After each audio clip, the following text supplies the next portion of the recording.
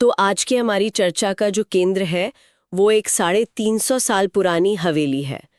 मतलब पीपल और बरगद के पेड़ों से घिरी हुई एक ऐसी जगह जहाँ कहते हैं कि दिन में भी सूरज की रोशनी नहीं पहुंचती। और इस हवेली से जुड़ी एक सीधी साधी चेतावनी है, जो अंदर गया वो या तो पागल हो गया या फिर कभी लौटा ही नहीं। आज हम सिर्फ ये कहानी सुनाने नहीं वाले हैं, हम ये समझने की कोशिश करेंगे कि हमारा स्रोत इस क्लासिक टकराल को कैसे दिखाता है। एक तरफ एक नौजवान इतिहासकार का तर्क और दूसरी तरफ एक जगह का सदियों पुराना डर। और ये टकराव ही मतलब इस पूरी पड़ताल की जान है। यहाँ असल में दो दुनियाएं टकरा रही हैं। एक दुनिया है राघव की, मॉडर्न है, पढ़ी लिखी है और हर चीज को सबूत और मतलब तर्क की कसौटी पर तौलती है।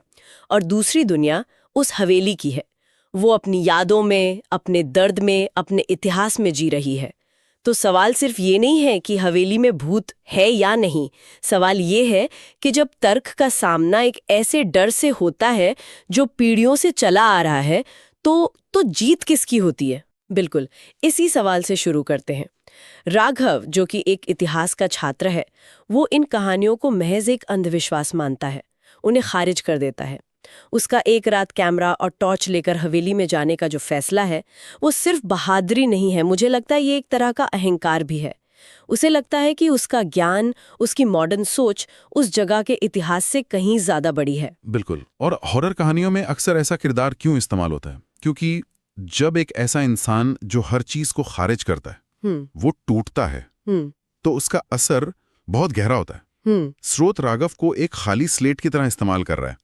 अगर कोई पहले से ही अंधविश्वासी हवेली में जाता और डर जाता तो उसमें कोई बड़ी बात नहीं होती। सही बात है। लेकिन जब एक तर्कवादी का सामना ऐसी चीजों से होता है जिन्हें वो समझा नहीं सकता, तो हम भी उसके साथ साथ सवाल करने लगते हैं कि शायद हम भी सब कुछ नहीं जानते। तो हवेली में घुसते ही राघव का सामना उन चीजों से होता है जिन्हें वो शायद आसानी से खारिज कर सकता है। जैसे दरवाजा खुलते ही ठंडी हवा का झोंका आया, किसी के रोने की दबी हुई आवाज। अब एक पुरानी वीरान इमारत में ये सब होना कोई बहुत बड़ी बात नहीं है ना? सही कहा। और मुझे लगता है कि स्रोत यहाँ जानबूझकर बहुत चालाकी से काम ले रहा है। वो राघव को और हमें भी एक झूठा आत्मविश्वास दे रहा है। अच्छा। ठंडी हवा, अरे टूटी खिड़कियों से आ रही होगी। रोने की आवाज, हो सकता है हवा की सरसराहट हो। ये वो पहला चरण है जहां तर्क हावी रहता है। हवेली जैसे राघव को परख रही है, उसे मौका दे रही है कि वो अपनी समझदारी पर कायम रहे। लेकिन फिर आती हैं दीवारों पर नाखूनों से खरोंची हुई निशानियां। ये तो हवा की आवाज नहीं हो सकती। यहाँ से चीजें थोड़ी पर्सनल होने लगती हैं। ये निशान किसी के बेबसी, किसी के दर्द का एक ठोस सबूत है। इसे खारिज करना थोड़ा मुश्किल है। हाँ, ये डर का अगला लेवल है। अब डर सिर्फ महसूस नहीं हो रहा, वो दिखाई दे रहा है। ये निशान एक कहानी बता रहे हैं और यहीं से राघव का आत्मविश्वास डगमगाना शुरू होता है। वो इतिहास का छात्र है, वो सबूतों को पढ़ना जानता है और ये सबूत उसे बता रहे हैं कि इस जगह पर कुछ बहुत बहुत बुरा हुआ था। वो इसे अब अंधविश्वास कहकर खारिज नहीं कर सकता, क्योंकि निशान तो असली हैं। और ठीक इसी पॉइंट पर जब वो इन निशानों को समझने की कोशिश कर रहा होता है, स्रोत कहानी का रुख पूरी तरह बदल देता है। उसके कान में एक फुसफुसाहट आती है, इतनी देर बाद कोई तो आया। सच कहूं तो ये लाइन थोड़ी क्लीशे जैसी लगती है ना? हमने कई बार सुनी है। क्या स्रोत इसे किसी खास तरीके से पेश करता है जो इसे असरदार बनाता है? आपका सवाल बहुत अच्छा है। हाँ, ये लाइन अपने आप में क्लीशे हो सकती है, लेकिन इसका असर इस बात पर निर्भर करता है कि ये कब और कैसे इस्तेमाल की गई है। अब तक हवेली एक पैसिव जगह थी, एक पुरानी इमारत, लेकिन इस एक फुसफुसाहट के साथ वो एक एक्टिव किरदार बन जाती है। वो हवेली अब सिर्फ मौजूद नहीं है, वो राघव से बात कर रही है, वो उसकी मौजूदगी को स्वीकार कर रही है। अच्छा। डर अब बाहरी नहीं रहा, वो पर्सनल हो गया है। वो फुसफुसाहट राघव के तर्क पर सीधा हमला है, क्योंकि आवाज है पर बोलने वाला कोई नहीं है।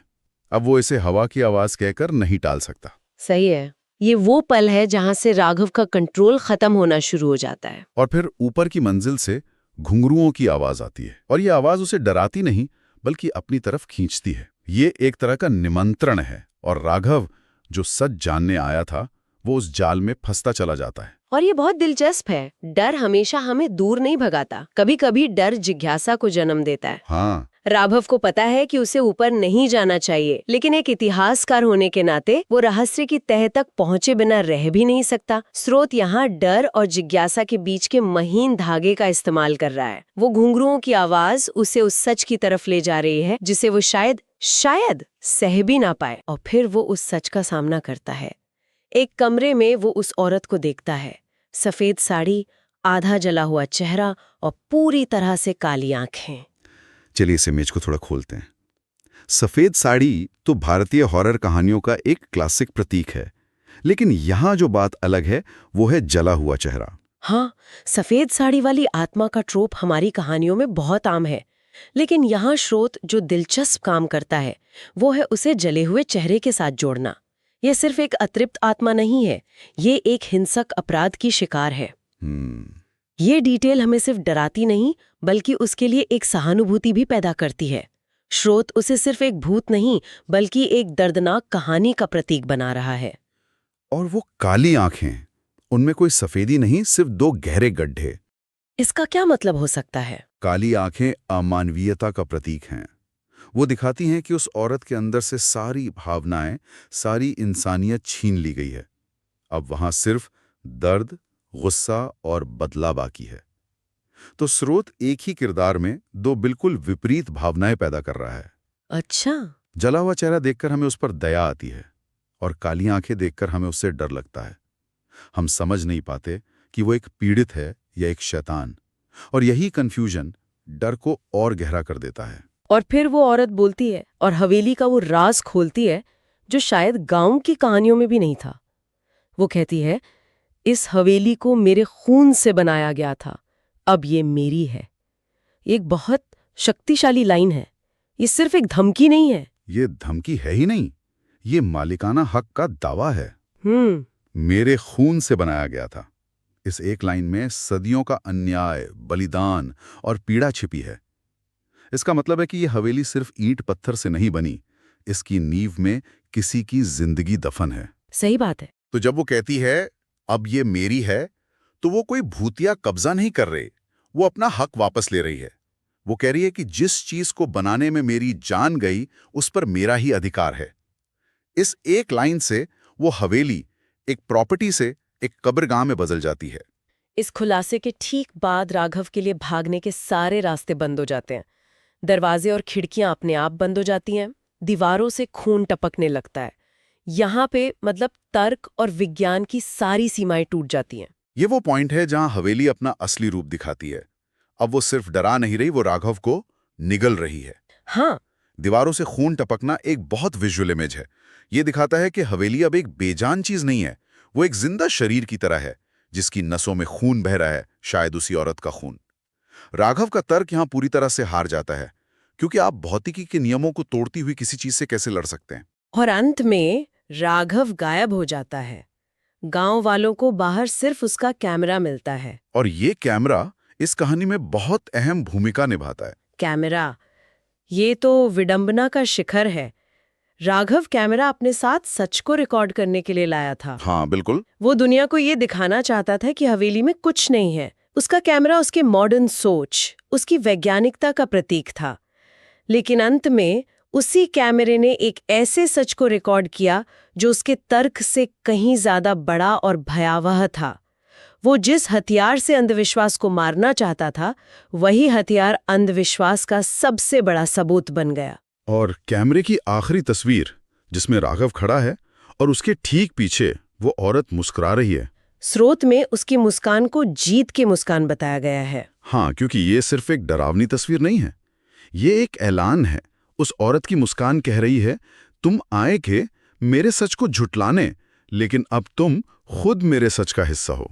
बाप रे। उसने राघव को सिर्फ मारा नहीं, उसने उसकी पूरी विचारधारा को हरा दिया।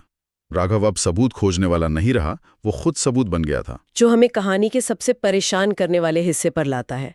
उस दिन के बाद से हवेली में एक और आवाज जुड़ गई, एक लड़के की चीख जो मदद के लिए पुकारता है। राघव अब उसी कहानी का हिस्सा बन गया है जिसे वो झूठा साबित करने गया था। और ये कहानी का सबसे दुखद पहलू है। वो सिर्फ मरा नहीं, वो हमेशा के लिए उस जगह में कैद हो गया। उसका तर्क, उसकी पहचान, सब कुछ मिट गया, और वो भी एक और सुनी सुनाई कहानी, एक और अंधविश्वास बनकर रह गया। ये उस हवेली की अंतिम जीत है। वो सिर्फ लोगों को मारती नहीं है, वो उनकी कहानियों को भी अपने अंदर समा लेती है। तो अगर हम इस पूरी चर्चा को समेटें तो हमने देखा कि ये स्रोत सिर्फ एक भूत की कहानी नहीं है।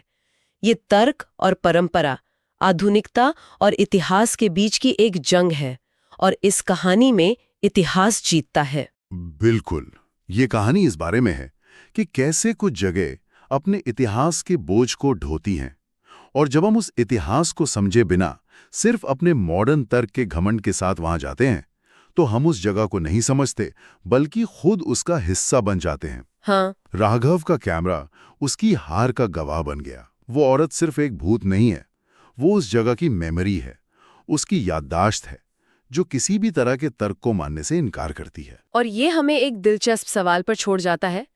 राघव की चीख अब उस हवेली की आवाजों का हिस्सा है। हाँ, और यही सुनने वालों के लिए एक अंतिम विचार है। स्रोत हमें बताता है कि हवेली में अब राघव की चीख भी सुनाई देती है।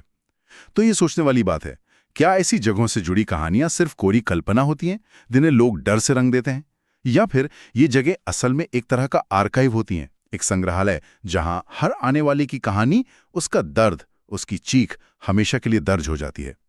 और जब हम इन कहानियों को सुनते हैं तो क्या हम सिर्फ एक किस्सा सुन रहे होते हैं, या उन अनगिनत आवाजों की गूंज सुन रहे होते हैं जिन्हें समय ने अपने अंदर कैद कर लिया है?